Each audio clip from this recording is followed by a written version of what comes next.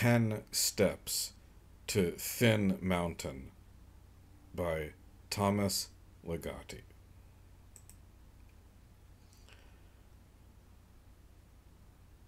1. One day I saw it on a very old map. Thin Mountain. No elevation was noted. In my mind, vague images began to form. I set the map aside and closed my eyes. Then there was a sudden commotion, the kind that may start up any place, whether on a train rocking along its tracks or just an old bench somewhere. A group of people ran by, waving their arms and making odd noises. What was it that suddenly made me reach for the old map only to find it was gone? And I just sat there wondering what things were really like on Thin Mountain.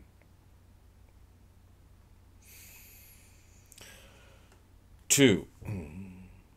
No one knows all the legends inspired by Thin Mountain, but here are a few I've recently picked up.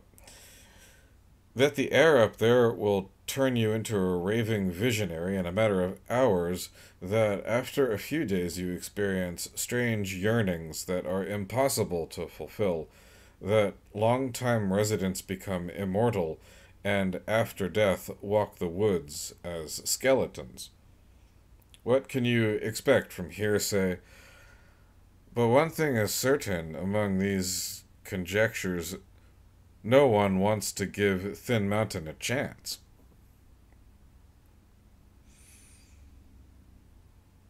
3. Only one way to Thin Mountain: absolute madness. By this I mean to put forth no clever insight. To be at eye level with the world clearly leads straight to nowhere. On the other hand, once your gaze slips off the horizontal, everything else goes with it. That is to say, no one can any longer vouch for your sanity. You have become wayward. A grinning dwarf beckons you from the ledge of a tall building. Gargoyles perched on cathedrals angle their snouts in a certain direction. And before you know it, you're lying around on Thin Mountain. 4. Not all that I have discovered about Thin Mountain is pleasant. Despite a great deal of picturesque scenery, floating strands of mist, narrow trees, fabulous finger-like peaks, this region contains more than a few perils. One of them is a solitude fit only for fanatics of exile, their eyes always draining the distances. Another is a wind which seems to be composed of countless tiny voices, the chattering populace of an invisible universe. The half-lit days and the sorcery of its nights, moments in which nothing moves and others in which everything does. But what else would you expect from a place called Thin Mountain?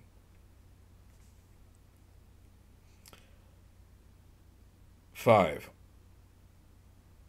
Once I heard the words Thin Mountain spoken into a crowd.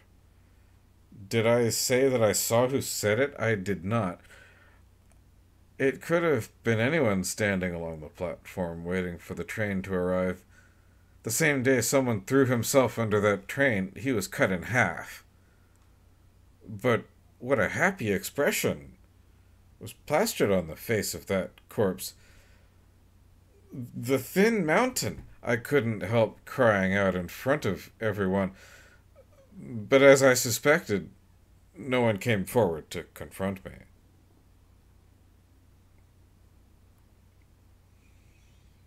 6. Not once, but 1,000 times, I wished to dwell forever on Thin Mountain, even at the price of my life or my sanity. No happiness except on those peaks.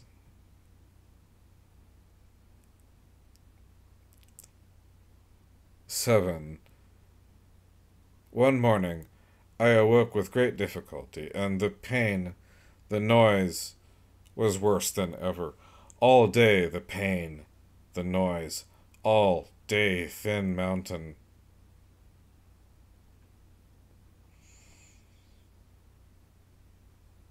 8. Nothing secret, I now realize, concerning the existence of Thin Mountain. It seems everyone has known about it all along. I hear them discussing it everywhere. Oh, Thin Mountain, yes. Thin Mountain, certainly. 9. On Thin Mountain, no one talks about Thin Mountain.